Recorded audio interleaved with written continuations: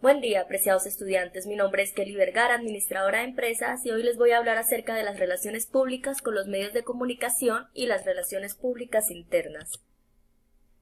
Las relaciones públicas van muy de la mano con los medios de comunicación. Es por esto que las compañías hoy en día se preocupan mucho por mostrar esa buena imagen ante los medios. Es una actividad que hoy se practica de una manera muy frecuente por los profesionales de las relaciones públicas en las empresas. De este modo, antes de involucrarse un profesional de relaciones públicas de una empresa debe hacer un estudio minucioso de la misma, es decir, una investigación preliminar teniendo en cuenta las siguientes variables.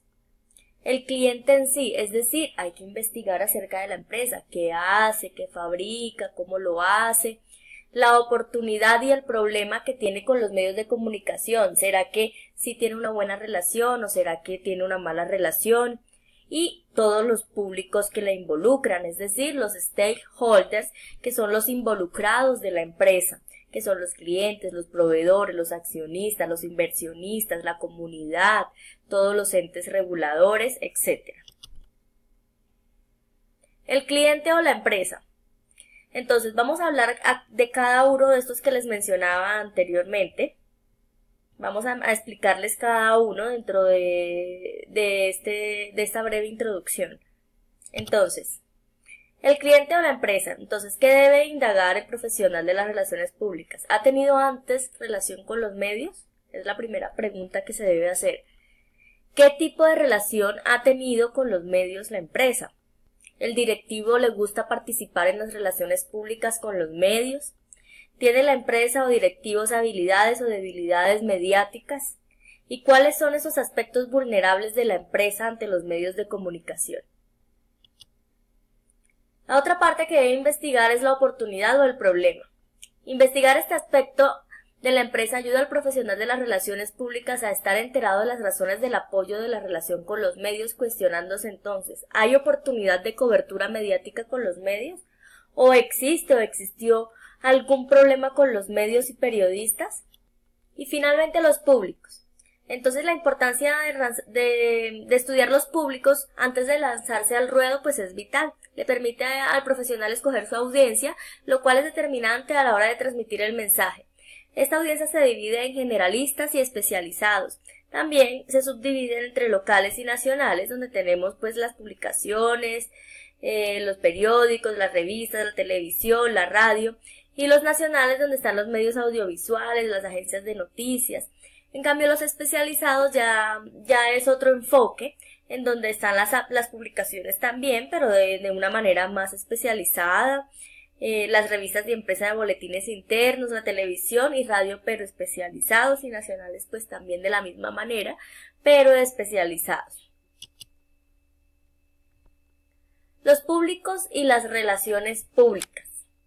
La segmentación de los públicos le permite al profesional identificar los interlocutores y armar su base de datos de prensa con la siguiente información. ¿Qué debo saber de ese público o de esa segmentación que ya se hizo?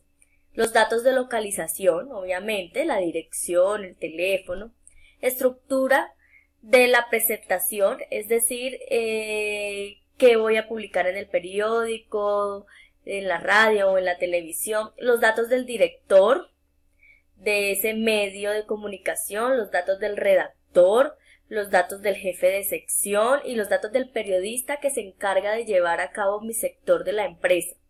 Grupo al que pertenece el medio, otras empresas que pertenecen al grupo, la difusión, el ámbito de difusión y, de ser posible, los datos de los lectores, oyentes o audiencia. Las tácticas de las relaciones públicas con los medios de comunicación. Hay tácticas que son controladas y las no controladas. Ambas sirven para comunicar sobre nuestro cliente. Pero pues hay unas que se pueden controlar y hay otras que no. Entonces, las controladas, hablamos del dossier de prensa, que es como el documento que se le da a los periodistas o se les entrega a los periodistas antes de la presentación, antes de lanzarse a la rueda de prensa, y ellos ya saben antes de qué se va a hablar, no se pueden ir pues de la rueda de prensa hasta que el acto termine. Realmente, tanto como controlada, ¿no? Pues los medios realmente siempre manipulan todo.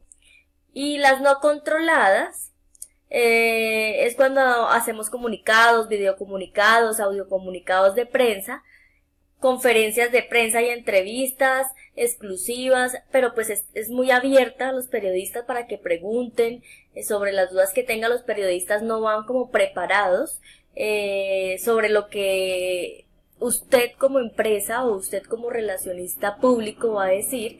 Por consiguiente, está muy abierto a que le pregunten cualquier cosa. La comunicación eficaz con los medios.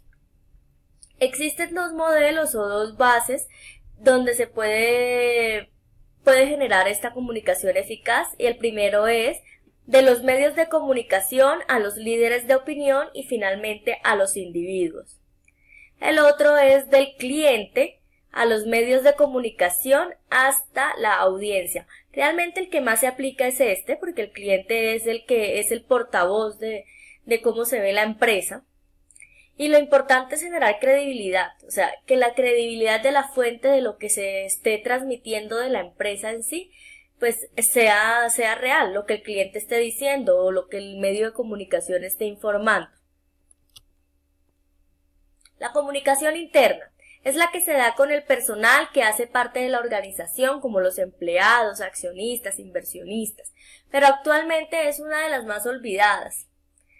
Las relaciones públicas internas las define Rodríguez como conjunto de actividades efectuadas por cualquier organización para la creación y mantenimiento de buenas relaciones con y entre sus miembros, a través del uso de diferentes medios de comunicación que los mantengan informados, integrados y motivados para contribuir con su trabajo al logro de los objetivos organizacionales. En este orden de ideas, ¿por qué se dice que está olvidado? Pues porque hoy en día los canales de comunicación en las organizaciones van más enfocados a crear una imagen corporativa por fuera o con los públicos externos más que con los públicos internos. Entonces, ¿qué motivación o qué satisfacción puede sentir la persona que trabaja dentro de la empresa si no se le comunica? Existen canales formales e informales para comunicarle. Obviamente deberían usarse los canales formales, tales como la intranet, los comunicados de gerencia a todo el personal, y los canales informales, que son el WhatsApp, el Messenger, los rumores y todo este tipo de cosas que se generan en la organización. La comunicación interna debe ser uno de los campos más importantes de las relaciones públicas. El transmitir información constante a la organización y sus empleados es vital para que ellos se sientan escuchados, atendidos y satisfechos. Establecer adecuados canales de comunicación y respetarlos es lo que genera una mejora con respecto a la organización en las empresas, y ser objetivos desde el nivel jerárquico que se ocupe al recibir ciertas informaciones de los niveles más bajos en cuanto a cargos. Algunas funciones de la comunicación interna dentro de las organizaciones son las siguientes: investigar el clima social de la organización, orientar los cometidos organizativos a través de la comunicación interna, informar a los públicos internos para dar respuestas a las necesidades de información, animar a la participación por parte del personal, organizar campañas de comunicación interna, formar a los responsables de la comunicación interna, equilibrar la comunicación ascendente, descendente y horizontal a través del feedback o lo que se conoce como retroalimentación. Los tipos de comunicación interna entonces son la vertical, horizontal y transversal. En la vertical tenemos el ascendente y el descendente. El ascendente es cuando la comunicación se da desde los superiores jerárquicos hacia los subordinados, y la descendente es las que van dirigidas, desde los subordinados hacia la parte superior jerárquica, que digamos que es la que menos se da en las organizaciones, porque precisamente esos altos mandos suelen cerrar las puertas a sus empleados, y es por eso que este tipo de comunicación interna es la más olvidada hoy en día. La horizontal son los comunicados entre departamentos, y la transversal es la comunicación común entre las personas de la organización en su totalidad. Las herramientas de la comunicación interna Pues son muchas, pero acá les vamos a mencionar varias de ellas, donde tenemos la videoconferencia, la realidad virtual, la intranet, la comunicación financiera, las visitas o jornadas de puertas abiertas, que es lo que hacen los altos directivos para escuchar a sus personas, entrevistas, las circulares internas, los buzones de sugerencia, los tablones o carteleras de anuncios, los círculos de calidad, el resumen de prensa, revista o periódicos internos, el manual del empleado, el resumen de prensa y pues hay muchos más, pero estos pues apenas son algunos de ellos. Muchas gracias, apreciados estudiantes, por su valioso tiempo. Espero que esta breve introducción les sirva de gran ayuda para culminar con éxito su unidad. Hasta pronto.